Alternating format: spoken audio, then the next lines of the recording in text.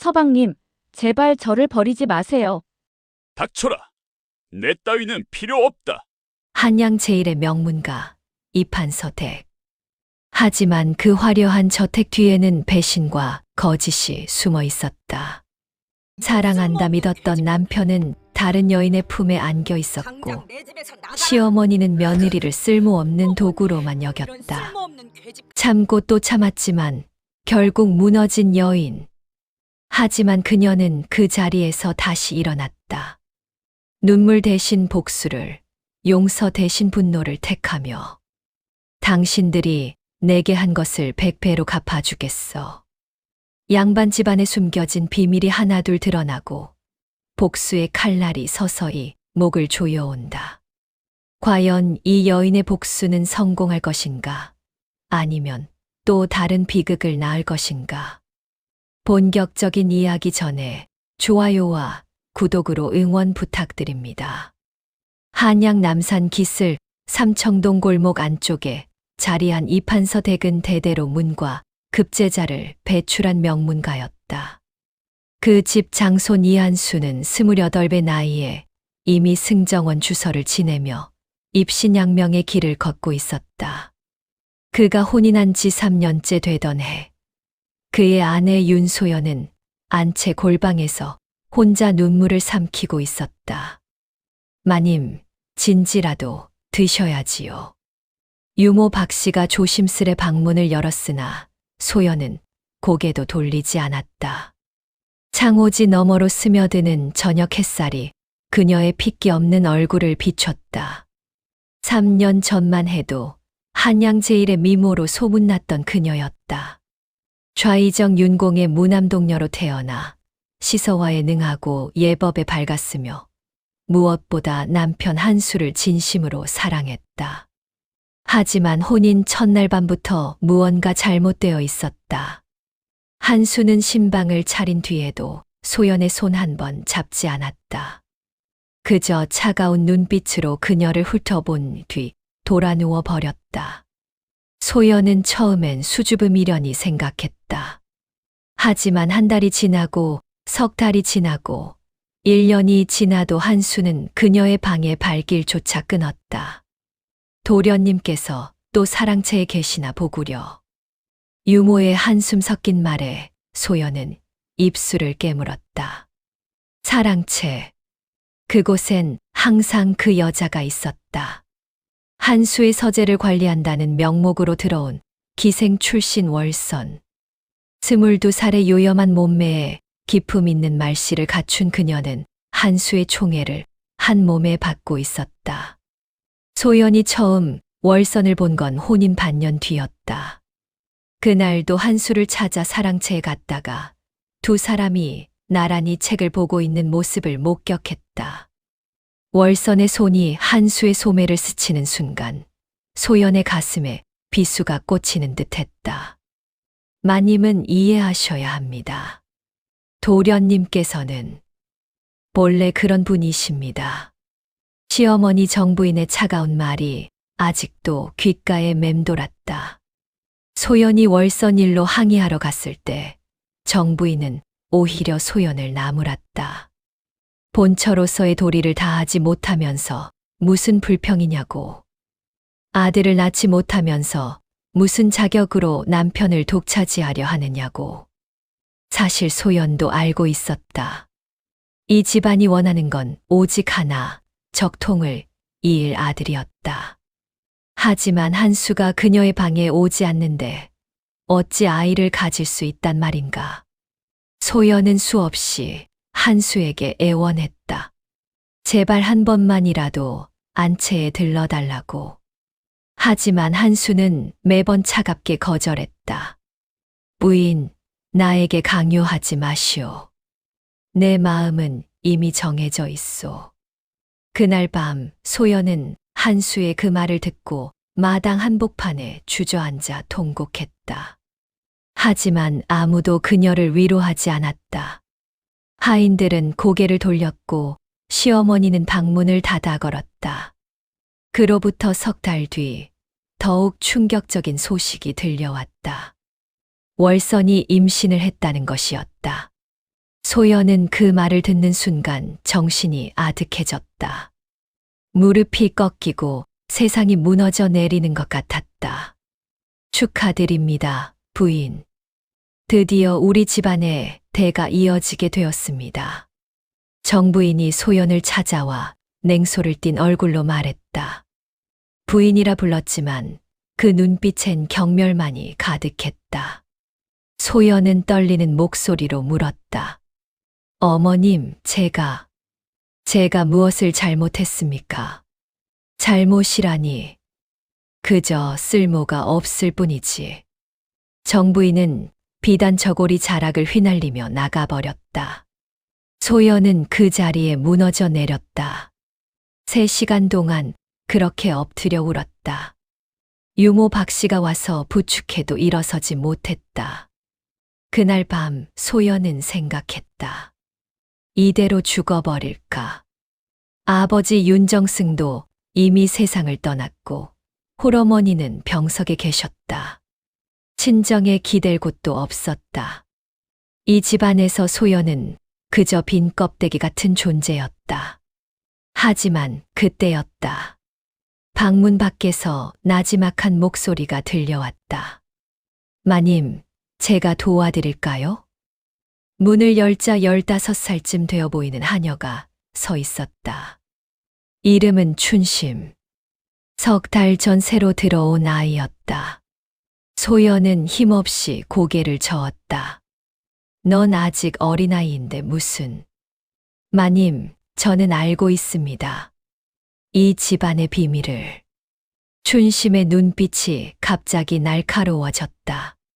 소연은 순간 등골이 서늘해지는 걸 느꼈다. 춘심은 방 안으로 들어와 문을 닫고 소연의 귓가에 대고 속삭였다. 도련님과 월선은 혼인 전부터 이미 정을 통한 사이였습니다. 그것도 정부인 마님의 허락하에. 소연의 얼굴이 창백해졌다. 춘심은 계속 말을 이었다. 월선은 본래 정부인 마님의 시녀딸입니다. 어려서부터 도련님과 함께 자랐지요. 하지만 신분이 천하여 정식 혼인은 불가했고, 그래서 정부인께서 마님을 며느리로 들이신 겁니다. 명목상의 본처가 필요했던 거죠. 그럼 나는 처음부터 이용당한 겁니다, 마님. 윤정승 댁의 권세와 재산이 필요했을 뿐이지요. 소연은 온몸이 얼어붙는 것 같았다. 모든 것이 계획된 일이었단 말인가. 자신의 순진한 사랑도 헌신도 모두 그들에겐 우습기만 한 것이었단 말인가. 마님, 복수하고 싶지 않으십니까? 춘심의 눈이 이상하게 빛났다. 소연은 그 눈빛을 보며 어둠 속으로 빠져들고 있는 자신을 느꼈다. 하지만 이제 돌아갈 곳도 없었다. 그녀는 천천히 고개를 끄덕였다. 가르쳐 다오. 내가 무엇을 해야 하는지. 춘심의 입가에 미소가 번졌다. 그것은 순진한 하녀의 미소가 아니었다. 무언가를 오래 기다려온 사람의, 복수를 꿈꿔온 사람의 미소였다. 그날 밤부터 소연의 삶은 완전히 달라졌다. 눈물을 닦고 일어선 그녀는 거울 앞에 섰다. 핏기 없던 얼굴에 천천히 붉은 빛이 돌기 시작했다. 하지만 그것은 수치심의 홍조가 아니었다. 분노의 열기였다. 유모 박씨가 걱정스러운 얼굴로 물었다. 마님, 괜찮으시옵니까? 괜찮다. 이제야 정신이 들었구나. 소연의 목소리는 차분했지만 그 눈빛은 달라져 있었다. 순한 양처럼 울기만 하던 여자는 죽었다. 이제 남은 건 복수심에 불타는 한 여인뿐이었다.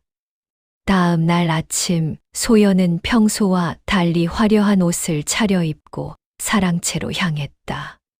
하인들이 모두 놀란 눈으로 바라봤다. 항상 수수한 옷에 고개 숙이고 다니던 마님이 갑자기 변한 것이다. 소연은 사랑채 문을 거침없이 열었다. 안에선 한수와 월선이 다정하게 차를 마시고 있었다. 두 사람은 소연을 보고 당황한 기색을 보였다. 부인, 어인일로. 한수가 인상을 찌푸리며 물었다.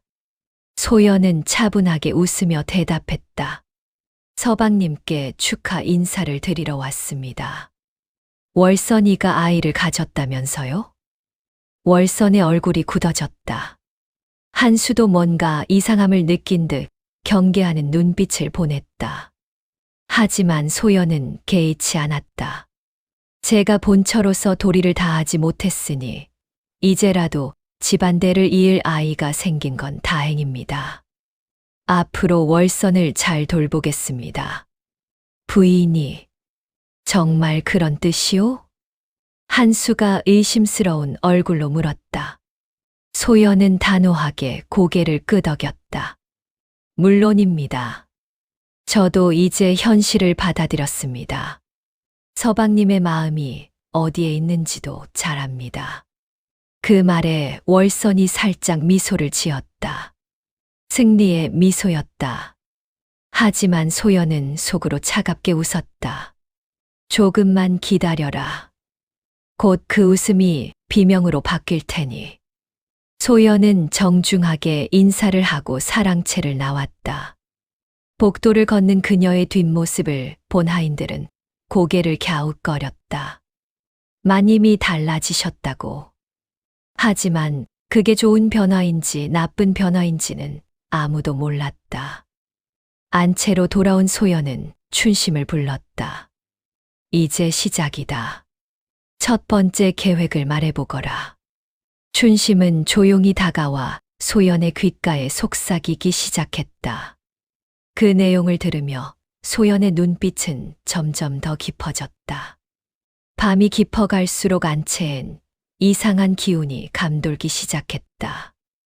이판서 댁에 폭풍이 몰려오고 있었다. 그것도 아주 거센 폭풍이. 순한 양처럼만 보이던 소연이 드디어 눈을 떴습니다. 하지만 그녀를 도와주겠다는 하녀 춘심. 이 아이의 정체는 과연 무엇일까요? 단순한 하녀가 어찌 이판서 댁의 은밀한 비밀을 알고 있단 말입니까? 그리고 소연이 택한 복수의 첫 번째 수는 무엇일까요? 월선의 뱃속 아이를 지키려는 정부인과 한수. 그리고 모든 걸 빼앗기고 분노에 눈뜬 소연.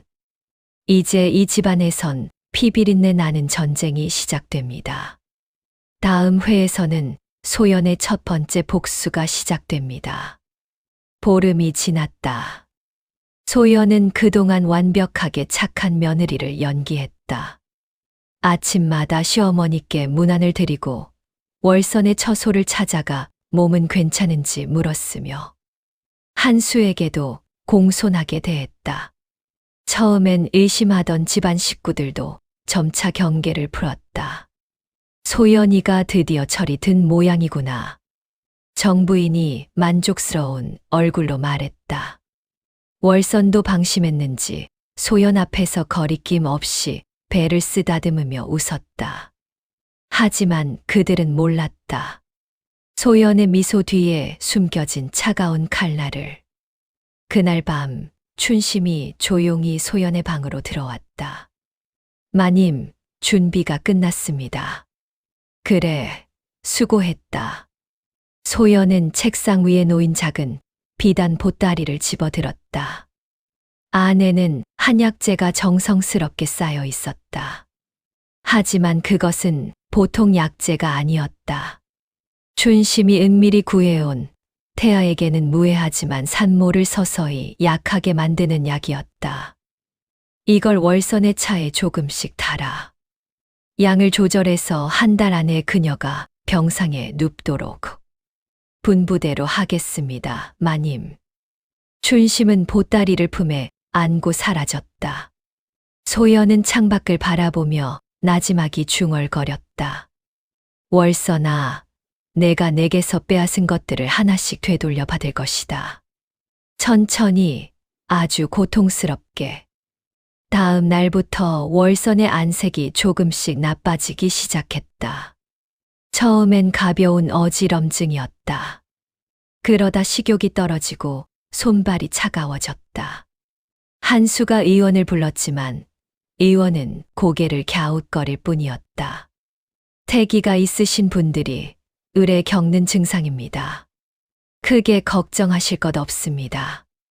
하지만 증상은 점점 심해졌다.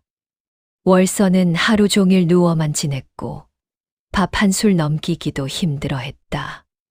정부인이 걱정스러운 얼굴로 매일 월선의 처소를 찾았다. 월선아, 괜찮겠느냐? 마마, 괜찮습니다. 곧 나아질 겁니다. 월선은 창백한 얼굴로 애써 웃었다. 하지만 그 모습을 본 정부인의 얼굴은 어두워졌다. 만약 월선이 아이를 잃는다면 이 집안의 대를 이을 유일한 희망이 사라지는 것이었다. 그때 소연이 나타났다. 손에는 정성스럽게 끓인 보양식이 담긴 쟁반을 들고 있었다. 어머님, 제가 월선이를 돌보겠습니다. 같은 여인으로서 마음이 아프니까요. 정부인은 의아한 얼굴로 소연을 바라봤다. 하지만 소연의 눈빛엔 진심만이 보였다. 정부인은 잠시 망설이다 고개를 끄덕였다. 그래, 내가 돌봐주면 좋겠구나. 역시 본처가 마음이 넓어야 집안이 화목해지는 법이지. 소연은 공손하게 인사하고 월선의 방으로 들어갔다. 월선은 침상에 누워 힘없이 눈을 감고 있었다. 소연은 그녀의 침상 옆에 앉아 부드럽게 말했다. 월선아, 내가 끓인 죽이다. 조금만이라도 먹어보렴. 월선은 눈을 뜨고 소연을 바라봤다. 경계하는 눈빛이었다. 하지만 소연은 환하게 웃으며 숟가락을 떴다. 걱정 마라. 독이라도 탔을까 봐. 내가 먼저 먹어볼게. 소연은 죽을 한 입 먹어 보였다. 그제야 월선은 긴장을 풀고 죽을 받아 먹기 시작했다. 사실 죽에는 아무것도 타지 않았다. 진짜 약은 따로 있었다. 춘심이 매일 월선의 차에 타고 있는 그 약 말이다. 마님, 감사합니다. 천만에, 우리 모두 한 집안 식구가 아니냐. 내가 건강해야 아이도 건강하게 태어나지. 소연의 목소리는 따뜻했지만 그 눈빛은 얼음장처럼 차가웠다. 월선은 그걸 눈치채지 못했다.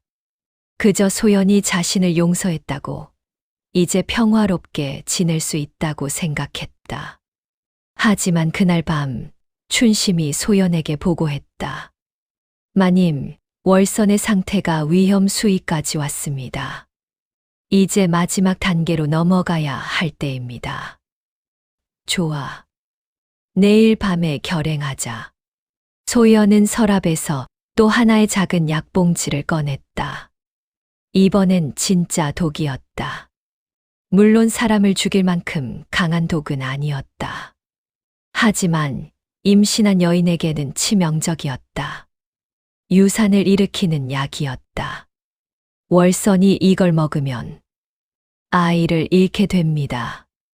그리고 그 죄를 뒤집었을 사람은 춘심이 의미심장하게 웃었다.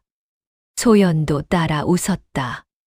두 사람의 웃음소리가 어둠 속에 퍼졌다. 다음 날 저녁 소연은 평소처럼 월선의 방을 찾았다. 손에는 따뜻한 약차가 담긴 찻잔이 있었다. 월선아, 오늘은 특별한 약차를 준비했단다. 의원께서 태아에게 좋다고 하셨지. 월선은 고맙다는 말과 함께 차를 받았다. 하지만 막 마시려는 순간 방문이 거칠게 열렸다. 한수가 급하게 들어선 것이었다. 월선, 괜찮소? 한수는 월선에게 달려가 그녀의 손을 잡았다. 소연은 속으로 혀를 찼다. 하필 이 타이밍에. 하지만 한수는 소연이 든 찻잔을 보고는 이상하다는 듯 물었다. 그 차는 무엇이오? 아, 이건 태아에게 좋다는 약차입니다. 의원께서. 어느 의원이요? 내가 부른 의원은 약차를 처방한 적이 없소. 한수의 눈빛이 날카로워졌다. 소연은 당황했지만 애써 침착함을 유지했다. 저희 친정에서 모시던 의원입니다. 어머님께서도 임신하셨을 때 드셨다고. 그 차를 내게 보이시오. 한수가 찻잔을 빼앗아 냄새를 맡았다. 순간 그의 얼굴이 굳어졌다. 한수는 젊었을 때 의학을 공부한 적이 있었다. 그래서 약재의 냄새만으로도 대략 알 수 있었다. 이건 낙태약 아니오? 방 안의 공기가 순식간에 얼어붙었다. 월선이 경악한 얼굴로 소연을 바라봤다. 소연도 창백해진 얼굴로 손을 내저었다. 아, 아닙니다. 오해입니다. 오해. 내가 약재를 모를 것 같소. 이건 분명 홍화 씨와 어성초가 섞인. 한수가 화를 내며 찻잔을 바닥에 내던졌다. 찻잔이 산산조각 나며 약차가 사방으로 튀었다. 바로 그때 정부인이 소란을 듣고 달려왔다. 무슨 일이냐? 어머니, 소연이 월선에게 낙태약을 먹이려 했습니다. 정부인의 얼굴이 일그러졌다. 그녀는 소연에게 다가와 따귀를 올렸다. 인연이 감히. 소연의 뺨이 빨갛게 부어올랐다. 하지만 소연은 절규하듯 외쳤다. 아닙니다. 저는 그저 월선이를 돕고 싶었을 뿐입니다. 의원이 좋다고 해서. 의원, 어느 의원이 임신한 여인에게 낙태약을 주겠느냐? 정부인이 소연의 머리채를 잡았다. 소연은 바닥에 쓰러졌다. 월선은 침상에서 떨리는 목소리로 말했다. 마마, 마님께서 저를. 월선아, 놀랐겠구나. 괜찮다. 내가 지켜줄게. 정부인은 월선을 안심시킨 뒤 하인들을 불렀다. 소연을 사당 뒤 행랑채에 가둬라. 당분간 밥도 주지 마라. 하인들이 소연을 끌고 가려 했다. 하지만 그때 소연이 소리쳤다. 저는 억울합니다. 제가 언제 낙태약을 준비했다는 겁니까? 증거를 대시오. 증거. 이 약차가 증거가 아니고 무엇이냐? 그 약차는 제가 준비한 게 아닙니다. 누군가 바꿔치기 한 겁니다. 소연의 절규에도 아무도 귀 기울이지 않았다. 한수는 차갑게 말했다. 당신은 이미 한계를 넘었소. 이제 이 집안에 당신의 자리는 없소. 소연은 하인들에게 끌려가며 마지막으로 외쳤다. 언젠가 진실이 밝혀질 것입니다. 그때 후회하지 마십시오. 행랑채 문이 쾅 닫혔다. 소연은 어둡고 좁은 방 안에 홀로 남겨졌다. 하지만 그녀는 울지 않았다. 오히려 입가에 미소가 번졌다. 계획대로다. 사실 소연은 한수가 올 것을 알고 있었다. 춘심이 일부러 한수에게 정보를 흘렸던 것이다. 낙태약도 진짜가 아니었다. 그저 냄새만 비슷한 일반 약재를 섞어 만든 것이었다. 목적은 단 하나, 자신이 억울한 누명을 쓴 희생양으로 보이게 만드는 것. 그리고 그 계획은 성공했다. 이제 집안 사람들은 소연을 미워할 것이고 월선을 더욱 보호할 것이다. 하지만 그들은 몰랐다. 진짜 위험은 이제부터 시작이라는 걸. 행랑채 창문 틈으로 달빛이 스며들었다. 소연은 그 빛을 보며 조용히 웃었다. 복수의 두 번째 막이 오르고 있었다. 소연이 드디어 첫 번째 술을 뒀습니다. 하지만 오히려 누명을 쓰고 행랑채에 갇히고 말았네요. 그런데 이게 정말 실패일까요? 소연의 입가에 떠오른 그 의미심장한 미소는 무얼 뜻하는 걸까요? 그리고 하녀 춘심. 이 아이는 대체 누구이기에 이렇게 치밀한 계획을 세울 수 있는 걸까요? 월서는 위기에서 벗어난 것 같지만 그녀의 뱃속 아이는 과연 무사할까요? 한수와 정부인은 소연을 완전히 적으로 돌렸지만 이것이 그들에게 어떤 재앙을 불러올지 아직 모르고 있습니다. 행랑채에 갇힌 지 사흘째 되던 날, 소연은 밥 한 끼도 제대로 받지 못했다. 정부인의 명령이었다. 굶겨서 정신을 차리게 만들라는 것이었다. 하지만 소연은 오히려 담담했다. 춘심이 몰래 떡과 물을 창문 틈으로 넣어줬기 때문이었다. 마님, 계획은 순조롭습니다. 월선의 상태가 더욱 악화되고 있습니다. 내가 없는 사이에도 약을 계속 타고 있는 게냐? 그렇습니다. 이제 곧 결정적인 날이 올 겁니다. 춘심의 말대로였다. 나흘째 되던 날 밤, 월선의 방에서 비명이 터져 나왔다. 으악, 배가 아파요. 하인들이 급히 달려갔다. 월선은 침상에서 몸부림치며 배를 움켜쥐고 있었다. 이불 사이로 붉은 피가 번지고 있었다. 유산의 징조였다. 어서 의원을 불러라. 한수가 다급하게 소리쳤다. 정부인도 창백한 얼굴로 월선의 손을 잡았다.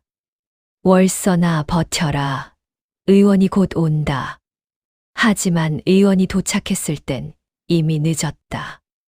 의원은 진맥을 해보고는 고개를 저었다. 죄송합니다, 대감. 아이를 살릴 수 없습니다. 뭐라고? 한수의 얼굴이 흙빛으로 변했다. 정부인은 주저앉으며 통곡했다. 아니야. 안 돼. 우리 집안의 대가. 월선도 정신을 잃기 직전이었다. 의원은 급히 처치를 시작했다. 1시간 뒤 월선의 뱃속에서 아이가 나왔다. 하지만 그것은 이미 숨이 끊어진 작은 태아였다. 방 안은 죽음의 냄새로 가득 찼다. 한수는 멍하니 서 있었고 정부인은 바닥에 주저앉아 울고 있었다. 월선은 깨어나지 못했다. 아이를 잃은 충격에 의식을 잃은 것이었다. 그때 정부인이 갑자기 벌떡 일어났다. 눈이 충혈되어 있었고 온몸이 분노로 떨리고 있었다. 소연이다. 그년이 한 짓이다. 어머니. 분명 그년이 음식에 독을 탔을 거야. 월선이가 그년의 음식을 먹고 나서 이렇게 된 거라고. 정부인은 하인들을 불러 소리쳤다. 당장 소연을 끌고 와라. 죽여버리겠다. 하인들이 행랑채로 달려갔다. 문을 열자 소연이 초췌한 모습으로 앉아 있었다. 하인들이 그녀를 거칠게 끌고 왔다. 안채 마당에 내던져진 소연은 무릎을 꿇었다. 정부인이 소연의 머리채를 잡아 올렸다. 2년, 내가 월선의 아이를 죽였지. 무슨 말씀이십니까? 발뺌하지 마. 내가 먹인 음식 때문에 월선이가 유산을 했어. 소연은 눈을 크게 떴다. 진짜로 놀란 표정이었다. 물론 연기였다. 아닙니다. 저는 행랑채에 갇혀 있었는데 어떻게? 그 전에 이미 약을 탔을 거 아니냐. 천천히 효과가 나타나는 도구로. 정부인은 소연의 뺨을 또 때렸다. 1번, 2번, 3번. 소연의 얼굴이 피투성이가 되었다. 하지만 소연은 끝까지 부인했다. 저는 하지 않았습니다. 한수가 다가와 소연의 턱을 붙잡았다. 당신이 아니면 누가 그랬겠소. 당신 말고는 아무도 월선에게 음식을 가져다 주지 않았소. 그건 제가 돌보겠다고 자청했기 때문에. 바로 그거요. 돌본다는 핑계로 독을 탔던 거지. 한수가 소연을 밀쳤다. 소연은 바닥에 고꾸라졌다. 그때 정부인이 차가운 목소리로 말했다. 한수야, 2년을 관가에 넘겨라. 살인죄로. 어머니, 뭐가 잘못됐느냐? 우리 집안의 대를 이을 아이를 죽인 것은 살인이나 다름없다. 소연의 얼굴이 창백해졌다. 관가에 넘겨지면 문초를 받게 되고 고문을 당할 수도 있었다. 설령 억울함을 호소해도 양반가의 증언 앞에선 무용지물이었다. 어머님, 제발, 닥쳐라. 내 눈에서 당장 사라져라. 하인들이 소연을 끌고 가려는 순간 마당 밖에서 목소리가 들려왔다. 잠깐. 모두가 그쪽을 돌아봤다. 대문 밖에서 한 노인이 천천히 걸어 들어오고 있었다. 60대쯤 되어 보이는 의원이었다. 하지만 평범한 의원이 아니었다. 한양에서 가장 유명한 어의 허준의 제자였던 김태희였다. 김태희 어른. 한수가 놀라 일어섰다. 김태희는 왕실의 어의를 지낸 인물로 지금은 은퇴하여 민간에서 진료하고 있었다. 그런 대인이 왜 이곳에 온 것인가? 소문을 듣고 왔습니다. 이 집에서 유산 사건이 있었다고. 그렇습니다만. 유산한 여인을 진맥해봐도 되겠습니까? 정부인은 난처한 표정을 지었다. 하지만 김태희 같은 대의원의 요청을 거절할 수는 없었다. 그녀는 마지못해 고개를 끄덕였다. 김태희는 월선의 방으로 들어갔다. 한참을 진맥하더니 나와서 심각한 얼굴로 말했다. 이 여인은 독에 중독되었습니다. 역시 소연이가. 정부인이 소리쳤다. 하지만 김태희는 고개를 저었다. 하지만 이 독은 한 번에 먹인 게 아닙니다. 한 달 넘게 조금씩 아주 정교하게 투여된 독입니다. 그게 무슨. 소연 부인이 월선을 돌본 건 고작 며칠입니다. 하지만 이 독은 한 달 전부터 몸에 쌓여 있었습니다. 마당이 조용해졌다. 한수와 정부인의 얼굴이 굳어졌다. 김태희는 계속 말을 이었다. 그리고 이 독은 매우 특이합니다. 산모를 서서히 약하게 만들되 태아에게는 직접적인 해를 끼치지 않도록 조절된 독이지요. 마치 누군가 일부러 유산을 위장하려 한 것 같습니다. 그럼 소연이가 아니란 말입니까? 한수가 떨리는 목소리로 물었다. 김태희는 소연을 바라봤다. 최소한 이 부인 혼자서는 불가능합니다. 양디의 정통한 누군가의 도움이 있었을 겁니다. 소연은 바닥에 엎드린 채 아무 말도 하지 않았다. 하지만 속으로는 미소를 지었다. 춘심, 내가 김태희를 불렀구나. 완벽해. 사실 이 모든 게 소연과 춘심의 계획이었다. 김태희를 부른 것도 독의 종류를 바꾼 것도 모두 춘심의 작품이었다. 이제 집안 사람들은 혼란에 빠질 것이고 소연은 억울한 희생자로 보일 것이었다. 정부인은 당황한 얼굴로 물었다. 그럼 진짜 범인은 누구란 말입니까? 그건 제가 알 바 아닙니다. 다만 김태희는 주머니에서 작은 약봉지를 꺼냈다. 이 독과 똑같은 성분의 약을 누가 구입했는지 조사해 보시는 게 좋겠습니다. 한양에서 이런 약재를 파는 곳은 많지 않으니까요. 그 말을 남기고 김태희는 떠났다. 마당엔 무거운 침묵이 흘렀다. 한수는 멍하니 서 있었고 정부인은 입술을 깨물고 있었다. 소연은 천천히 일어섰다. 피투성이 얼굴로 정부인을 똑바로 바라보며 말했다. 이제 믿으시겠습니까? 제가 결백하다는 것을. 정부인은 대답하지 않았다. 하지만 그녀의 눈빛엔 동요가 번지고 있었다.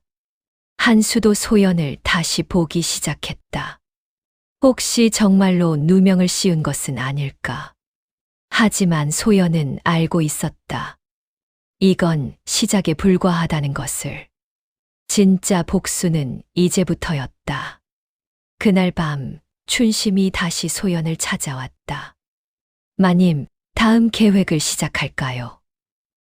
그래. 이제 월서는 쓸모가 없어졌다. 다음 타깃은. 소연의 눈빛이 한수를 향했다. 춘심이 의미심장하게 웃었다. 도련님 차례로군요. 그렇다. 그자가 나에게 한 모든 것을 100배로 갚아줄 것이다. 두 사람의 속삭임이 어둠 속으로 사라졌다. 이판서 대개 비극은 이제 막 중반부에 접어들고 있었다. 월선이 아이를 잃었습니다. 하지만 진짜 범인은 누구일까요? 김태의 어른의 등장으로 소연의 결백이 밝혀지는 듯 했지만 여전히 의문은 남아 있습니다. 한 달 전부터 누가 월선에게 독을 먹였단 말입니까? 그리고 춘심이라는 하녀. 이 아이는 대체 무슨 목적으로 소연을 돕고 있는 걸까요?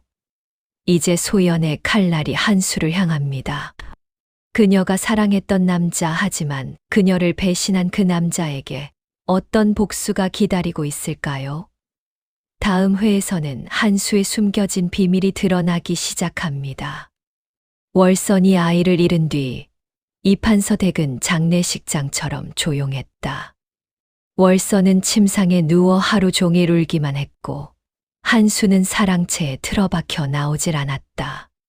정부인도 낙심한 채 불당에만 머물렀다. 그 틈을 타서 소연은 조용히 움직이기 시작했다. 춘심의 도움으로 한수의 과거를 파헤치기 시작한 것이다. 그리고 사흘 만에 충격적인 사실을 알아냈다. 마님, 이걸 보십시오. 춘심이 가져온 건 낡은 편지 몇 통이었다. 한수가 과거에 주고받았던 편지들이었다. 소연이 편지를 펼쳐 읽기 시작했다. 그리고 읽어 내려갈수록 얼굴이 창백해졌다. 편지는 한수와 어떤 여인 사이에 주고받은 것이었다.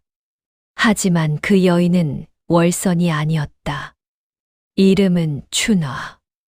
한수가 22살 때 사귀었던 기생이었다. 편지의 내용은 충격적이었다. 한수와 춘화는 서로 깊이 사랑했고 심지어 춘화는 한수의 아이를 가졌었다. 하지만 정부인이 그 사실을 알고 춘화를 강제로 내쫓았다. 춘화는 혼자 아이를 낳았지만 아이는 태어나자마자 죽었다. 그리고 춘화도 산후병으로 세상을 떠났다. 그럼 한수는 이미 과거에 여인을 죽음으로 몰아넣었단 말인가? 소연의 손이 떨렸다. 편지 마지막 장에는 춘화의 마지막 유언이 적혀 있었다. 한수 나리, 제가 나리를 원망하지 않습니다. 다만 우리 아이만큼은 꼭 기억해 주세요. 이 세상에 태어났다가 사라진 우리의 작은 별을. 소연은 편지를 내려놓고 깊은 한숨을 쉬었다. 한수는 그녀가 생각했던 것보다 훨씬 더 비열한 인간이었다. 춘화를 버린 것도 모자라 이제는 월선과 자신까지 이용하고 있었던 것이다. 춘심아, 이 편지를 어디서 찾았느냐? 한수 도련님의 서재 깊숙한 곳에 숨겨져 있었습니다. 아무도 모르는 비밀 서랍 속에요. 잘했다. 이제 이 편지를 어떻게 사용할지 생각해 봐야겠구나. 소연은 편지를 소중히 접어 품속에 넣었다. 그때 춘심이 조심스레 물었다. 마님, 그런데 하나 더 발견한 게 있습니다. 또 뭐가 있느냐? 한수 도련님께서 비밀리에 만나는 또 다른 여인이 있습니다. 소연의 눈이 커졌다. 월선도 있고 춘화도 있었는데 또 다른 여인이라니. 누구냐? 한양종로의 기방에서 일하는 소향이라는 기생입니다. 한수 도련님께서 석 달 전부터 그 기생을 몰래 만나고 계십니다. 뭐라고? 소연은 믿을 수 없다는 표정을 지었다. 월선이 아이까지 가졌는데도 다른 여자를 만났단 말인가? 춘심은 계속 말을 이었다. 그것도 소향이라는 기생도 임신을 했다고 합니다. 소연은 말문이 막혔다. 한수는 도대체 얼마나 많은 여자와 관계를 맺은 것인가? 그리고 얼마나 많은 아이를 만들려 한 것인가? 마님, 이건 절호의 기회입니다. 이 사실을 정부인께 알린다면. 아니다. 소연이 춘심의 말을 끊었다. 그냥 알리는 건 재미가 없다. 더 확실하게, 더 충격적으로 폭로해야 한다. 어떻게요? 소연의 입가에 냉소가 번졌다. 직접 소향을 만나러 가자. 그리고 그녀를 이용하는 거다. 다음 날 소연은 평민 옷으로 갈아입고 춘심과 함께 종로로 향했다. 기방은 화려한 비단 휘장과 등불로 장식되어 있었다. 소연은 기방 주인에게 돈을 건네며 소향을 만나고 싶다고 했다. 잠시 뒤 한 여인이 나타났다. 25쯤 되어 보이는 미인이었다. 화려한 치마 저고리를 입었지만 배가 약간 불러 있었다. 임신 사실이 눈에 보였다. 누구시죠? 소향이 경계하는 눈빛으로 물었다. 소연은 부드럽게 웃으며 대답했다. 나는 이한수의 아내요. 소향의 얼굴이 창백해졌다. 그녀는 뒤로 물러서려 했지만 소연이 손을 잡았다. 도망가지 마시오. 나는 당신을 해치러 온 게 아니오. 그럼 왜 당신도 이한수에게 이용당하고 있소? 나처럼. 소연의 말에 소향은 멈칫했다. 소연은 그녀를 방으로 데려가 앉혔다. 한수가 당신에게 뭐라고 했소? 당신을 첩으로 들이겠다고 했소. 소향은 고개를 끄덕였다. 눈가에 눈물이 맺혔다. 네. 나리께서 아이가 태어나면 정식으로 집안에 들이겠다고 하셨어요. 거짓말이오. 소연의 단호한 말에 소향이 눈을 들었다. 한수에겐 이미 월선이라는 첩이 있소.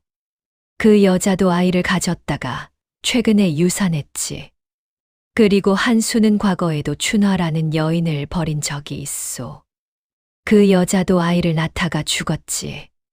소향의 얼굴이 점점 더 창백해졌다. 소연은 품에서 춘화의 편지를 꺼내 보여줬다. 이게 증거요. 한수는 여자를 사랑하는 척하지만 결국엔 모두 버리는 인간이요. 소향은 편지를 읽으며 눈물을 흘렸다.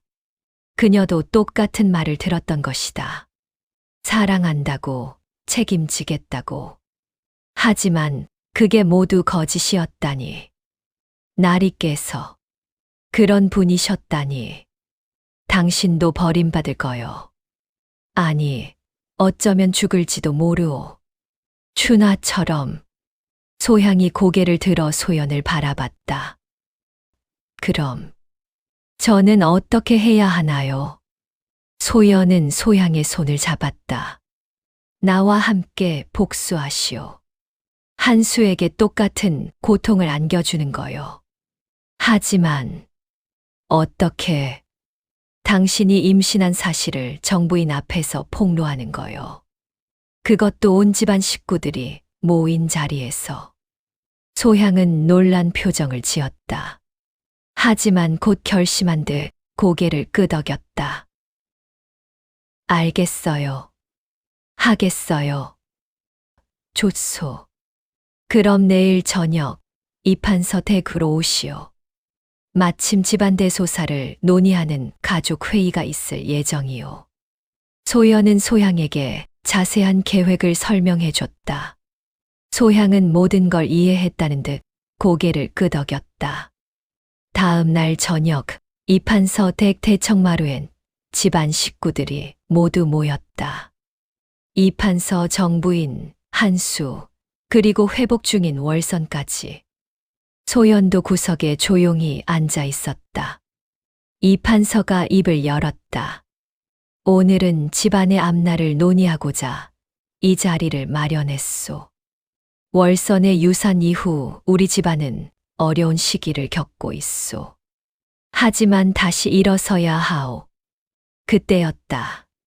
대문 밖에서 여자의 목소리가 들려왔다. 이한수 날이 계십니까? 모두가 놀라 고개를 돌렸다.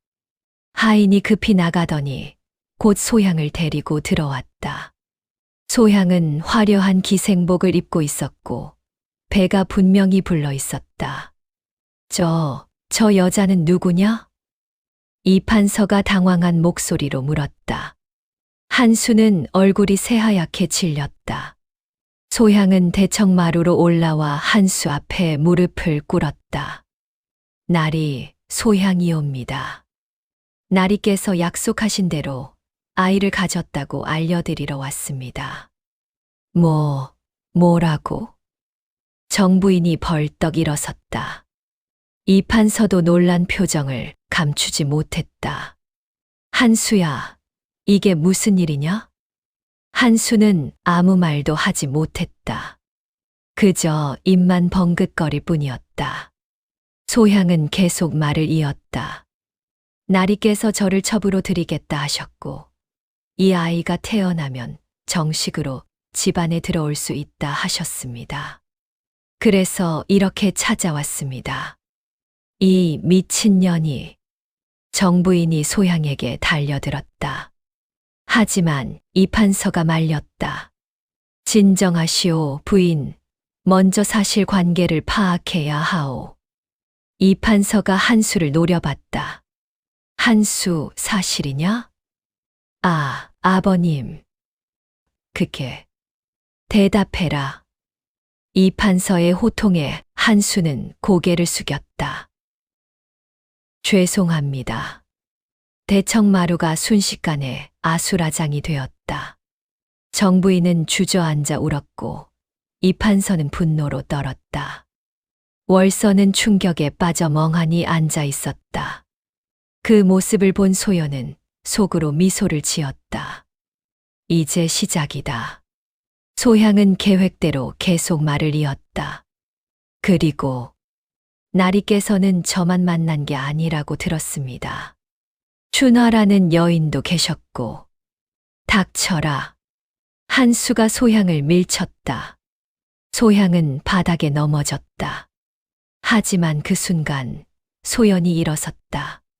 서방님, 임신한 여인을 때리시면 어떡합니까? 모두가 소연을 바라봤다. 소연은 천천히 소향에게 다가가 그녀를 일으켜 세웠다. 소향씨, 괜찮습니까? 마님. 소향이 떨리는 목소리로 말했다. 소연은 그녀의 손을 잡고 이판서를 향해 말했다. 아버님, 이 여인은 저희 서방님의 아이를 가졌습니다. 비록 기생 출신이지만 뱃속의 아이는 죄가 없습니다. 제가 돌보겠습니다. 내가 무슨 소리냐? 이판서가 어리둥절한 표정을 지었다. 정부인도 이해할 수 없다는 듯 소연을 바라봤다. 소연은 조용히 말했다. 저는 본처입니다. 집안의 대를 잇는 것이 제 의무지요. 누가 낳든 이 집안의 핏줄이면 받아들이겠습니다. 그 말에 한수의 얼굴이 일그러졌다. 소연의 진짜 의도를 알아챈 것이다. 소연은 자신을 성녀처럼 보이게 만들면서 동시에 한수를 파렴치 안으로 만들고 있었다. 이판서가 한수를 노려봤다. 한수, 너는 이 집안을 욕되게 했다. 당장 사랑채에 들어가 자숙하라. 아버님, 한 달 동안 밖에 나오지 마라. 그동안 내 행실을 반성하라. 한수는 할 말이 없었다. 그는 비틀거리며 사랑채로 들어갔다. 소향은 하인들에게 맡겨졌고 소연은 조용히 자리로 돌아갔다. 그날 밤 춘심이 소연에게 물었다. 마님, 계획대로 되었습니다.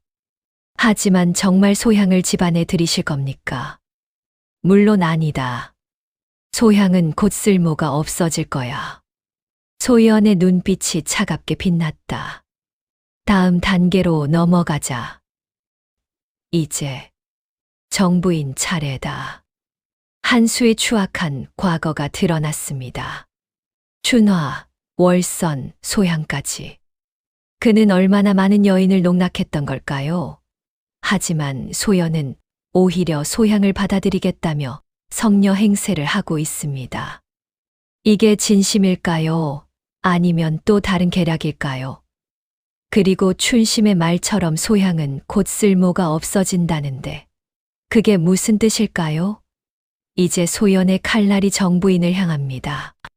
이 집안의 진짜 실권자이자 모든 비극의 시작점인 그녀에게 어떤 복수가 기다리고 있을까요? 한수가 사랑채에 유폐된 뒤 이판서 댁의 분위기는 완전히 바뀌었다. 이판서는 아들에게 실망한 나머지 정사에만 몰두했고 정부인은 수치심에 사람들을 만나지 않았다. 월서는 여전히 침상에 누워 있었고 소향은 하인들이 관리하는 별채에 머물렀다. 그 사이 소연은 조용히 정부인의 비밀을 파헤쳤다. 춘심의 도움으로 정부인의 과거 행적을 조사하기 시작한 것이다. 그리고 열흘 만에 충격적인 진실을 발견했다. 마님, 이걸 보십시오. 춘심이 가져온 건 낡은 장부였다. 20년 전의 기록이었다. 소연이 장부를 펼쳐보자 눈이 커졌다. 장부엔 정부인의 본명이 적혀 있었다. 정연희. 하지만 그 옆에 적힌 신불란엔 충격적인 단어가 써 있었다. 천민 출신, 기생. 소연은 믿을 수 없다는 표정을 지었다. 정부인이 기생 출신이라니. 그렇다면 어떻게 판서 댁의 안주인이 되었단 말인가? 춘심이 설명했다. 정부인은 본래 한양 제일의 기생이었습니다. 하지만 이 판서 나리를 만나 사랑에 빠졌고 판서 나리께서 그녀를 양반으로 위장시켜 혼인했습니다. 위장. 네. 정부인의 족보를 위조했습니다. 당시 판서 나리의 권력으로 가능한 일이었지요. 소연은 장부를 내려놓고 깊은 생각에 잠겼다. 정부인이 천민 출신이라면 그녀가 월선과 소향을 대하는 태도가 이해되지 않았다. 오히려 같은 처지의 여인들을 더 이해해야 하는 것 아닌가. 하지만 정부인은 오히려 기생 출신 여인들을 경멸하지 않느냐. 그게 바로 정부인의 위선입니다, 마님. 자신의 과거를 숨기기 위해 더욱 혹독하게 구는 겁니다. 춘심의 말에 소연은 고개를 끄덕였다. 그제야 모든 게 이해되었다. 정부인이 왜 그렇게 집안의 채통을 강조했는지, 왜 신분에 그렇게 집착했는지. 그럼 이 비밀을 아는 사람은? 이판서 나리와 정부인 본인뿐입니다. 그리고 이제 저희도 알게 되었지요. 소연의 입가에 미소가 번졌다. 이건 엄청난 무기였다. 만약 정부인의 과거가 세상에 알려진다면 이 집안은 완전히 무너질 것이다. 양반 사회에서 신분 위조는 중대한 범죄였다.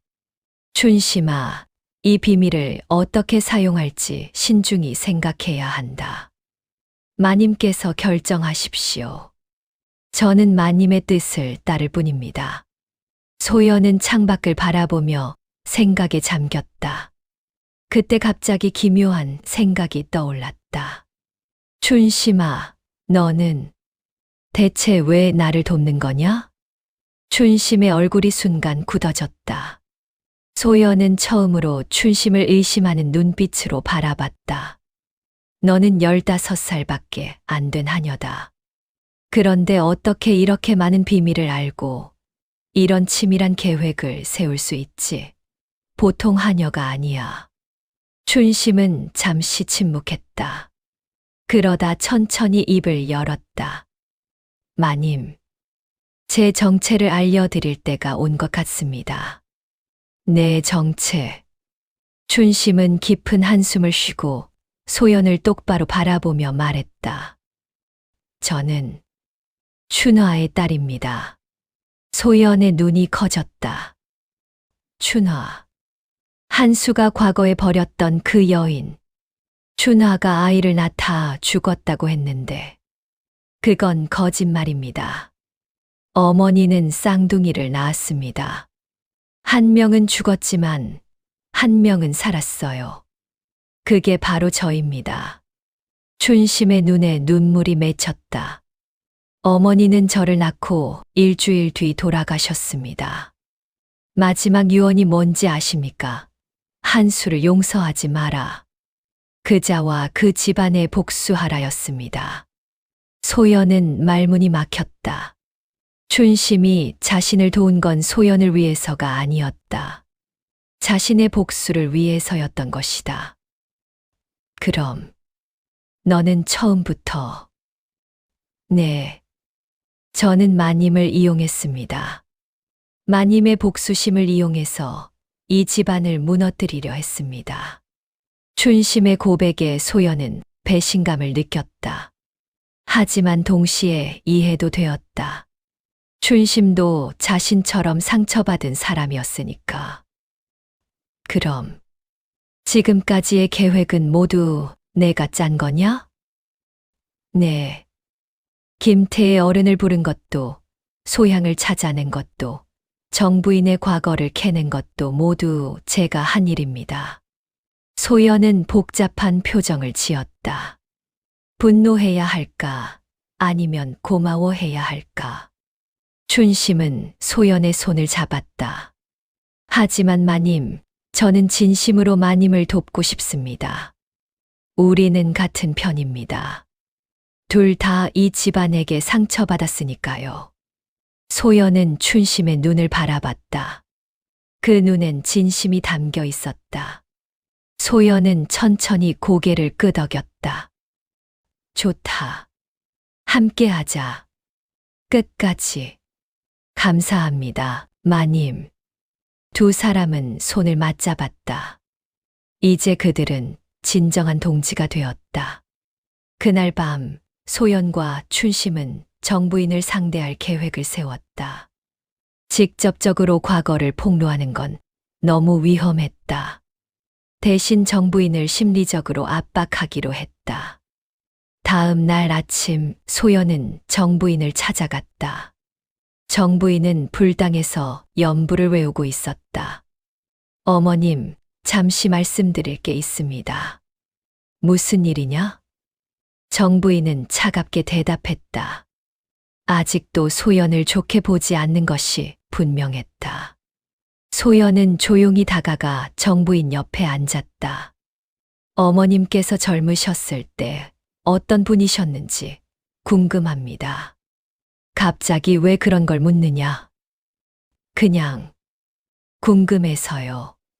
어머님도 한때는 젊은 여인이셨을 텐데 어떻게 이렇게 훌륭한 양반가의 안주인이 되셨는지. 정부인의 얼굴이 미세하게 굳었다. 소연은 그걸 놓치지 않았다. 혹시 어머님께서도 옛날에 사랑하는 사람이 있으셨나요? 그런 건 중요하지 않다. 정부인이 눈을 감고 대답했다. 하지만 목소리가 떨리고 있었다. 소연은 더욱 파고들었다. 어머님, 사실은 제가 최근에 옛날 일기를 하나 발견했습니다. 어떤 여인의 일기인데 그 여인이 양반 남자를 사랑했지만 신분 때문에 이루어질 수 없었다는 내용이더군요. 정부인의 눈이 번쩍 떠졌다. 어디서 그런 일기를? 서고에서 우연히 발견했습니다. 20년 전 기록이던데. 혹시 어머님께서 아시는 이야기인가요? 정부인은 대답하지 않았다. 하지만 그녀의 손이 떨리고 있었다. 소연은 확신했다. 정부인이 자신의 과거를 들킨 줄 알고 두려워하고 있다는 것을. 어머님, 신분이란 게 참 중요한 건가요? 사람의 진심보다도. 소연아. 정부인이 처음으로 소연의 이름을 불렀다. 목소리엔 묘한 떨림이 있었다. 세상은 냉정하단다. 신분이 없으면 아무것도 할 수 없어. 사랑도 꿈도 모두 헛된 거지. 그래서 어머님께서는 신분을 얻기 위해 무엇을 하셨나요? 정부인은 대답 대신 눈을 감았다. 소연은 더 이상 묻지 않았다. 이미 충분했다. 정부인은 이제 소연을 경계할 것이고 두려워할 것이다. 소연은 일어서며 마지막으로 말했다. 어머님, 저도 이제 알겠습니다. 이 집안에서 살아남으려면 강해져야 한다는 것을. 어머님처럼요. 정부인은 아무 말도 하지 않았다. 소연이 나간 뒤에도 한참을 그 자리에 앉아 있었다. 그날 밤 정부인은 이판서를 찾아갔다. 영감, 소연이란 아이가 뭔가 알아낸 것 같소. 무엇을? 나의 과거를. 이판서의 얼굴이 굳어졌다. 확실한가? 확실하진 않지만 그 아이의 눈빛이 예사롭지 않았소. 이판서는 깊은 한숨을 쉬었다. 소연을 조심해야겠소. 그 아이가 생각보다 위험할지도 모르오. 두 사람은 그날 밤 늦도록 대책을 논의했다. 하지만 그들은 몰랐다. 소연이 이미 몇 수 앞서 움직이고 있다는 것을. 다음 날 소연은 춘심에게 지시했다. 정부인의 과거를 증명할 증거를 더 모아라. 그리고 때가 되면 모든 걸 세상에 알릴 것이다. 알겠습니다, 마님. 춘심이 사라진 뒤 소연은 창밖을 바라보며 중얼거렸다. 정부인, 당신도 곧 무릎 꿇게 만들겠어. 나처럼. 복수의 불길이 점점 더 거세게 타오르고 있었다. 충격적인 진실이 드러났습니다. 춘심은 한수가 버렸던 춘화의 딸이었고 그녀도 복수를 꿈꾸고 있었습니다. 소연과 춘심, 두 여인은 이제 진정한 동지가 되었네요. 그리고 정부인의 비밀까지 밝혀졌습니다. 천민 출신 기생이 양반 행세를 하고 있었다니. 이 비밀이 세상에 알려지면 이판서 댁은 완전히 무너질 겁니다. 하지만 정부인과 이판서도 소연을 경계하기 시작했습니다. 이제 본격적인 전쟁이 시작됩니다. 과연 누가 승리할까요? 보름이 지났다. 소연과 정부인은 표면적으론 평온한 관계를 유지했지만 속으로는 서로를 견제하고 있었다. 춘심은 계속 정부인의 과거를 증명할 증거를 모았고 정부인은 소연의 행동을 감시했다. 그러던 어느 날 이판서 댁의 뜻밖의 손님이 찾아왔다. 한양 제일의 권력자 좌의정 박공이었다. 박공은 이판서의 오랜 친구이자 정적이기도 했다. 박공, 무슨 일로 오셨소? 이판서가 반갑게 맞이했다. 하지만 박공의 얼굴은 심각했다. 이공, 불편한 소식을 전하러 왔소.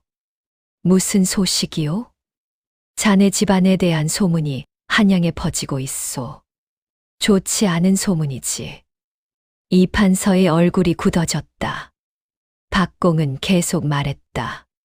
자네 아들 한수가 여러 여인과 부적절한 관계를 맺었다는 소문, 그리고 자네 부인이 천민 출신이라는 소문까지 돌고 있소. 뭐라고? 이판서가 벌떡 일어섰다. 정부인도 창백한 얼굴로 떨고 있었다. 박공은 한숨을 쉬었다. 이공, 나는 자네를 위해 이 말을 하는 거요. 지금 조정에서도 이 소문이 화제가 되고 있소. 만약 사실로 밝혀지면 사실이 아니요. 모두 거짓 소문이요. 이판서가 필사적으로 부인했다. 하지만 박공은 고개를 저었다. 나도 그렇게 믿고 싶소. 하지만 증거가 있다면 어쩔 수 없지 않겠소. 증거, 무슨 증거? 누군가 정부인의 옛 기생 시절 족보를 조정에 제출했다고 하오. 정부인이 비명을 지르며 쓰러졌다. 이판서가 급히 그녀를 부축했다. 박공은 안타까운 표정으로 말했다. 이공, 빨리 대책을 세우시오. 그렇지 않으면 자네 집안은. 박공의 말이 끝나기도 전에 이판서는 하인들을 불렀다. 당장 소연을 데려와라. 하인들이 급히 소연을 찾았다. 소연은 안채에서 책을 읽고 있다가 끌려왔다. 무슨 일입니까, 아버님? 소연이 태연하게 물었다. 이판서는 그녀를 노려보며 다가갔다. 내가 한 짓이지. 정부인의 과거를 조정에 제출한 게. 저는 무슨 말씀인지 모르겠습니다. 소연은 끝까지 잡아떼었다. 이판서가 그녀의 멱살을 잡았다. 거짓말 마라. 내가 아니면 누가 이런 짓을 하겠느냐? 아버님, 증거가 있으십니까? 저를 의심하시려면 증거를 대십시오. 소연의 차분한 목소리에 이판서는 말문이 막혔다. 사실 증거는 없었다. 그저 추측만 있을 뿐이었다. 그때 정부인이 소연에게 다가왔다. 소연아. 정부인의 목소리는 떨리고 있었다. 제발, 그 증거를 거둬줄 수 없겠니? 어머님, 저는 정말 모르는 일입니다. 거짓말. 내가 내 과거를 캐낸 것 알고 있어. 내가 그 증거를 조정에 제출한 거지. 정부인이 소연의 뺨을 때렸다. 소연은 그대로 맞았다. 하지만 표정은 변하지 않았다. 박공이 난처한 얼굴로 말했다. 이공, 일단 진정하시오. 지금 중요한 건 어떻게든 이 사태를 수습하는 거요. 어떻게 수습한단 말이오. 이미 조정의 증거가 제출되었는데. 이판서가 절규했다. 박공은 잠시 생각하다가 조심스레 말했다. 한 가지 방법이 있긴 하오. 무슨 방법이오? 정부인을 배출하는 거요. 순간 모두가 얼어붙었다. 정부인의 얼굴이 새하얗게 질렸다. 무슨 소리요? 정부인이 신분을 속이고 혼인했다면 그 혼인 자체가 무효요. 지금이라도 정부인을 내쫓고 새 부인을 맞이하면 자네는 속은 피해자가 되는 거요. 박공의 말에 이판서는 깊은 고민에 빠졌다. 정부인은 떨리는 목소리로 애원했다. 영감, 설마 그러시려는 건 아니겠지요? 이판서는 대답하지 않았다. 그저 창밖을 바라볼 뿐이었다. 정부인은 그 침묵에 절망했다. 소연은 그 광경을 지켜보며 속으로 쾌재를 불렀다. 하지만 표정은 침착하게 유지했다. 그때 춘심이 급히 달려왔다. 마님, 큰일 났습니다. 무슨 일이냐? 월선이 스스로 목숨을 끊었습니다. 모두가 충격에 빠졌다. 하인들이 급히 월선의 방으로 달려갔다. 월선은 방 안에서 목을 매 죽어 있었다. 유서가 남겨져 있었다. 유서엔 이렇게 적혀 있었다. 저는 더 이상 이 집안에서 살 수 없습니다. 아이도 잃었고 나리의 사랑도 거짓이었습니다. 차라리 죽는 게 나을 것 같습니다. 부디 저를 용서해 주세요. 한수가 유서를 읽고 주저앉았다. 월선, 미안하다. 내가 잘못했다. 하지만 이미 늦었다. 월선은 차가운 시신이 되어 있었다. 이판서 댁은 완전히 아수라장이 되었다. 정부인의 과거가 드러나고 월선까지 죽고 집안은 순식간에 몰락의 길을 걷고 있었다. 그날 밤 소연은 춘심에게 물었다. 월선의 자살, 내가 유도한 거냐? 춘심은 고개를 숙였다. 죄송합니다, 마님. 하지만 월선이 살아있으면 계획에 방해가 될 것 같아서. 소연은 한숨을 쉬었다. 춘심아, 너무 멀리 가지 마라. 우리 복수는 정당해야 한다. 하지만 마님, 저희를 고통스럽게 만든 사람들인데요. 그래도 사람을 죽이는 건 아니다. 소연의 단호한 말에 춘심은 입을 다물었다. 하지만 그녀의 눈빛엔 여전히 복수심이 타오르고 있었다. 며칠 뒤 조정에서 사람이 왔다. 정부인의 신분 위조 사건을 조사하기 위해서였다. 이 판서는 필사적으로 변명했지만 증거가 명확했다. 결국 정부인은 배출되었다. 그녀는 집에서 쫓겨나 갈 곳이 없었다. 한때 이 집안의 안주인이었던 여인은 이제 거리를 떠도는 신세가 되었다. 소연은 정부인이 집을 나가는 모습을 창문 너머로 지켜봤다. 정부인은 초라한 옷을 입고 작은 보따리 하나만 들고 있었다. 어머님, 소연이 나지막이 불렀다. 정부인은 돌아보지 않고 계속 걸어갔다. 하지만 그녀의 어깨가 떨리고 있었다. 소연은 복잡한 감정을 느꼈다. 복수는 달성했지만 왠지 모를 허전함이 밀려왔다. 춘심이 다가와 말했다. 마님, 이제 남은 건 한수뿐입니다. 그래, 한수. 소연의 눈빛이 다시 차갑게 변했다. 마지막 복수를 준비하자. 정부인이 폐출되었고 월선까지 죽었습니다. 이판서 댁은 이제 완전히 무너지기 직전입니다. 하지만 소연의 마음속엔 묘한 허전함이 자리하고 있네요. 복수가 과연 그녀에게 진정한 만족을 줄 수 있을까요? 그리고 춘심은 점점 더 과격해지고 있습니다. 월선의 죽음까지 유도했다니 이 아이는 대체 어디까지 갈 작정일까요? 이제 남은 건 한수뿐입니다. 소연이 가장 사랑했던, 하지만 가장 배신했던 그 남자. 그에게 어떤 최후가 기다리고 있을까요? 정부인이 폐출되고 한 달이 지났다.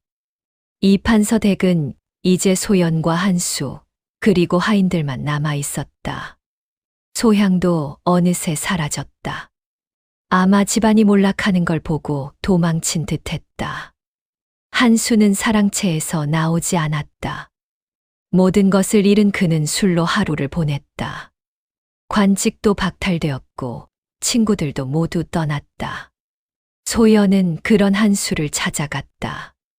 사랑채 문을 열자 술 냄새가 진동했다. 한수는 바닥에 널브러져 있었다. 서방님.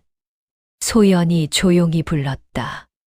한수는 술에 취한 눈으로 소연을 올려다봤다. 왔소.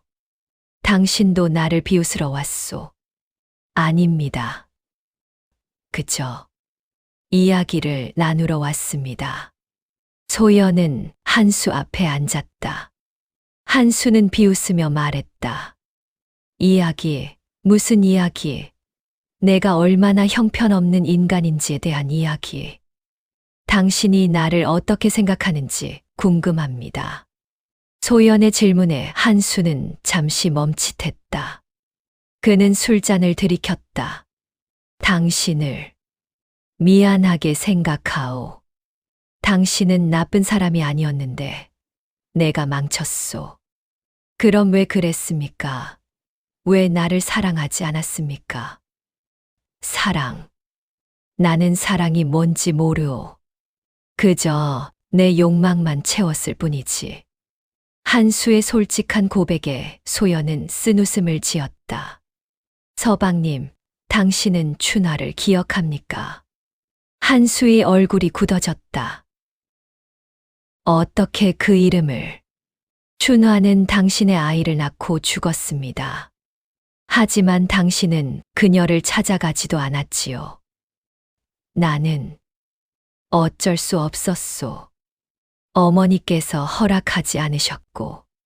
변명입니다. 당신은 그저 도망친 겁니다. 춘화에게서, 책임에서, 모든 것으로부터. 소연의 말에 한수는 고개를 숙였다. 그는 아무 말도 하지 못했다. 소연은 품에서 춘화의 편지를 꺼냈다. 이것 좀 읽어보십시오. 한수는 떨리는 손으로 편지를 받아 읽기 시작했다. 춘화의 마지막 유언을 읽으며 그의 눈에서 눈물이 흘러내렸다. 춘화, 미안하다. 정말 미안하다. 한수는 편지를 안고 울기 시작했다. 소연은 그 모습을 가만히 지켜봤다. 서방님, 당신은 이제 어떻게 할 겁니까? 나는 더 이상 살 자격이 없소. 한수의 목소리는 죽어 있었다. 소연은 그에게 다가가 조용히 말했다. 그럼 죽으시겠습니까? 한수는 고개를 들어 소연을 바라봤다. 소연의 눈빛은 차가웠다. 당신이 죽는다면 당신이 저지른 죄도 함께 묻히겠지요. 춘화도, 월선도, 나도 모두 잊히는 겁니다. 그럼 어떻게 하란 말이오? 살아서 속죄하십시오. 당신이 망친 인생들을 위해. 소연의 말에 한수는 말문이 막혔다. 그때 춘심이 방으로 들어왔다. 마님, 손님이 오셨습니다. 누구냐? 정부인이십니다. 소연과 한수는 동시에 놀랐다. 정부인이 왜 돌아온 것인가? 두 사람은 급히 대청으로 나갔다. 정부인은 초라한 행색으로 서 있었다.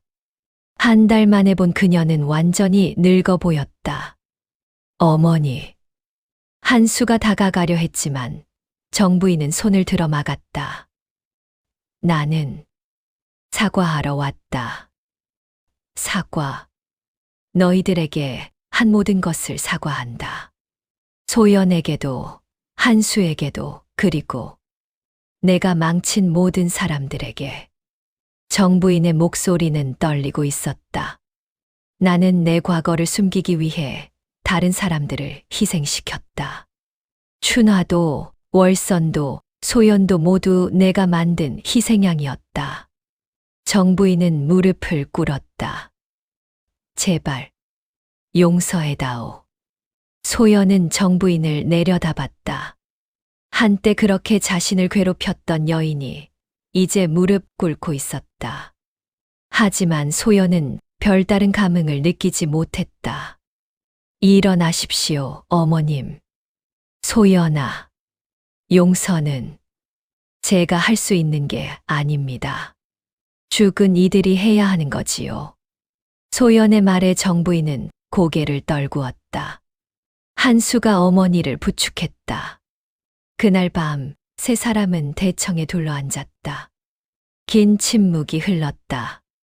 마침내 정부인이 입을 열었다. 나는 이제 어디로 가야 할지 모르겠구나. 저희 집에 계시지요, 어머님. 소연의 말에 정부인은 눈을 크게 떴다. 무슨 소리냐? 비록 폐출되었지만 여전히 한수의 어머니이십니다. 갈 곳이 없으시다면 여기 계셔도 됩니다. 정부인은 믿을 수 없다는 표정을 지었다. 한수도 놀란 얼굴로 소연을 바라봤다. 소연, 당신이. 저도 이제 지쳤습니다. 복수도 미움도 모두. 소연은 창밖을 바라보며 말했다. 우리 모두 서로에게 상처를 주었습니다. 이제는 그만 멈춰야 하지 않을까요? 정부인은 소연의 손을 잡았다. 고맙구나. 정말 고맙구나. 하지만 그 순간 춘심이 나타났다. 마님, 이러시면 안 됩니다. 춘심의 목소리는 차가웠다. 저 사람들은 어머니를 죽인 원수들입니다. 용서할 수 없습니다. 춘심아, 마님께서 약해지시면 안 됩니다. 우리의 복수는 아직 끝나지 않았습니다. 춘심은 품에서 칼을 꺼냈다. 모두가 놀라 일어섰다. 춘심, 칼을 내려놓거라. 소연이 외쳤다. 하지만 춘심은 듣지 않았다. 어머니의 원한을 풀어야 합니다. 한수, 당신이 죽어야 어머니가 편히 쉬실 겁니다. 춘심이 한수에게 달려들었다. 한수는 피하지 않았다. 오히려 눈을 감고 기다렸다. 하지만 칼은 한수에게 닿지 않았다. 소연이 춘심을 막아선 것이다. 마님, 춘심아, 그만하거라. 이건 내 어머니가 원하는 게 아니야. 무슨 소리를 하시는 겁니까? 춘화는 복수를 원했을지 몰라도 내가 살인자가 되는 건 원하지 않았을 거야. 소연의 말에 춘심의 손이 떨렸다. 춘심아, 칼을 내려놓고 이제 그만 놓아주자. 춘심의 눈에서 눈물이 흘러내렸다. 그녀는 결국 칼을 떨어뜨리고 주저앉았다. 어머니, 어머니. 춘심은 바닥에 엎드려 울기 시작했다. 소연은 그녀를 안아주었다. 그날 밤 이판서 댁엔 이상한 평화가 찾아왔다. 복수와 증오로 얼룩졌던 집안이 이제야 조용해진 것이다. 춘심이 칼을 들었지만 결국 내려놓았습니다. 소연의 설득 덕분이었지요. 복수는 달콤하지만 그 끝은 항상 허무합니다. 정부인도 돌아와 용서를 구했고 한수도 자신의 죄를 인정했습니다. 이제 이 집안 사람들은 과연 화해할 수 있을까요? 아니면 또 다른 비극이 기다리고 있을까요? 마지막 장에서 모든 것이 밝혀집니다. 과연 이들의 운명은 어떻게 될까요? 계절이 바뀌어 가을이 왔다. 이판서 댁은 예전만 못했지만 그래도 조용한 일상을 되찾았다. 정부인은 집안일을 돕기 시작했고 한수는 술을 끊고 서당에서 아이들을 가르쳤다. 소연은 안채에서 책을 읽으며 평온한 시간을 보냈다. 춘심도 변했다. 칼을 내려놓은 뒤 그녀는 더 이상 복수를 말하지 않았다. 대신 소연을 진심으로 섬기기 시작했다. 어느 날 소연은 춘심을 불렀다. 춘심아, 너도 이제 자유롭게 살아도 된다. 무슨 말씀이십니까, 마님? 내 복수는 끝났어. 이제 내 인생을 살아. 춘심은 고개를 저었다. 저는 마님 곁에 있고 싶습니다. 마님은 제게 가족 같은 분이세요. 소연은 춘심을 안아주었다. 두 사람은 더 이상 복수의 동지가 아닌 진짜 가족이 되어 있었다. 그날 저녁 이판서가 집으로 돌아왔다. 그는 관직에서 물러나 시골에서 지내다 오랜만에 한양을 찾은 것이었다. 다들 무사한가? 이판서의 목소리엔 피로가 묻어 있었다. 가족들이 모여 저녁 식사를 했다. 예전처럼 화려하진 않았지만 그래도 따뜻한 분위기였다. 식사 중 이판서가 소연에게 물었다. 소연, 내가 이 집안을 지켜줘서 고맙구나. 제가 무엇을 했다고? 아니다. 내가 없었다면 우리 집안은 진작에 무너졌을 거야. 이판서의 말에 정부인도 고개를 끄덕였다. 소연아, 나도 내게 진 빚이 너무 많구나. 소연은 미소를 지었다. 빚이라뇨. 우리는 가족입니다. 그 말에 모두가 조용히 웃었다.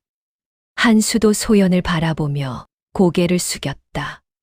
당신에게 제대로 된 남편이 되지 못해 미안하오. 이제라도 제대로 된 사람이 되면 됩니다. 소연의 말에 한수는 눈물을 흘렸다. 저녁 식사 후 소연은 홀로 마당에 나왔다. 가을 달빛이 마당을 비추고 있었다. 그녀는 하늘을 올려다보며 생각에 잠겼다. 복수는 끝났다. 하지만 내가 얻은 건 무엇인가? 소연은 자신에게 물었다. 정부인은 무너졌고 한수는 뉘우쳤으며 집안은 몰락했다. 하지만 소연의 마음은 여전히 허전했다. 마님. 뒤에서 춘심의 목소리가 들렸다. 소연은 돌아봤다.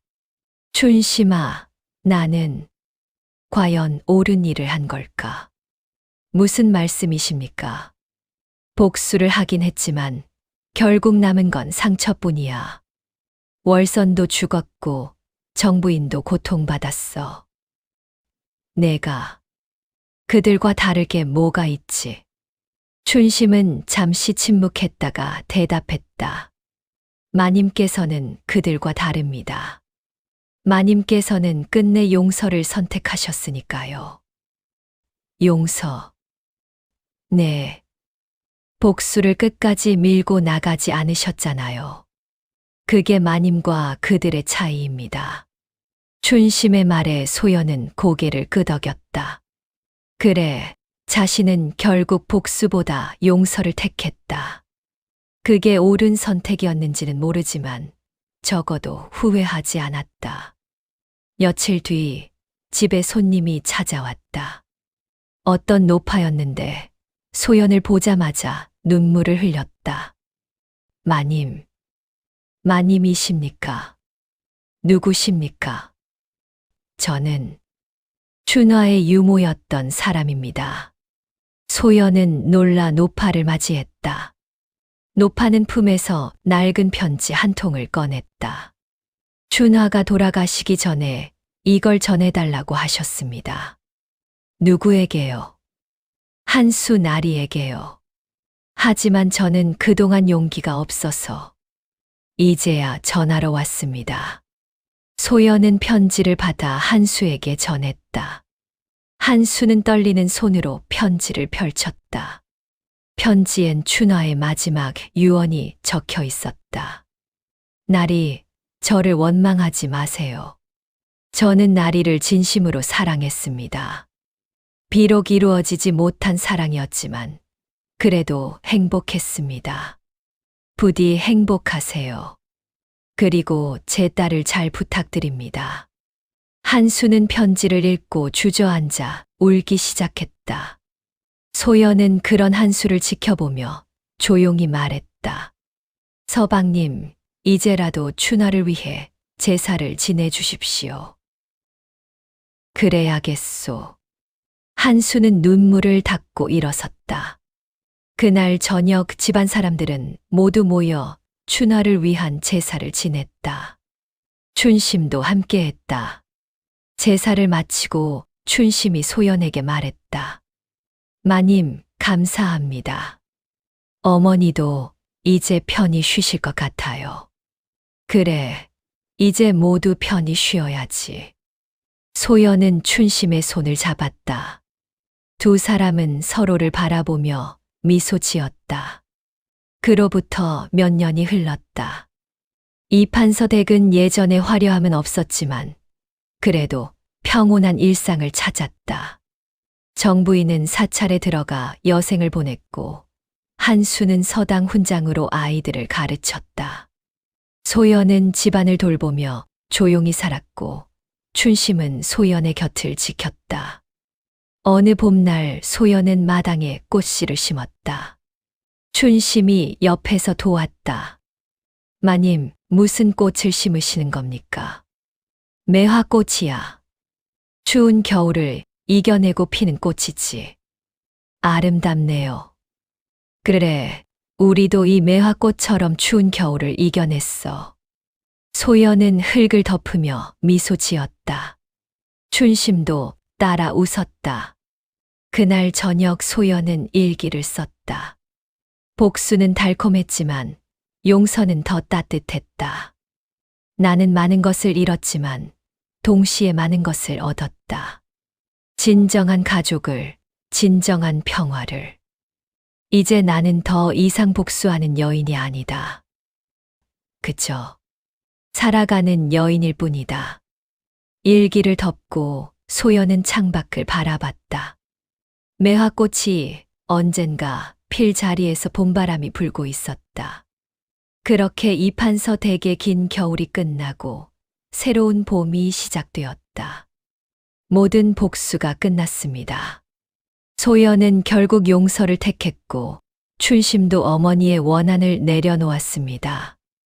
이판서 댁은 몰락했지만 그 안에 사는 사람들은 오히려 진정한 평화를 찾았습니다. 복수는 달콤하지만 그 끝은 항상 쓸쓸합니다. 하지만 용서는 비록 어렵지만 그 끝엔 따뜻함이 있습니다. 소연의 이야기는 이렇게 끝이 납니다.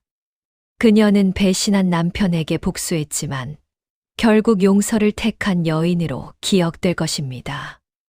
여러분은 어떤 선택을 하시겠습니까? 복수일까요? 용서일까요?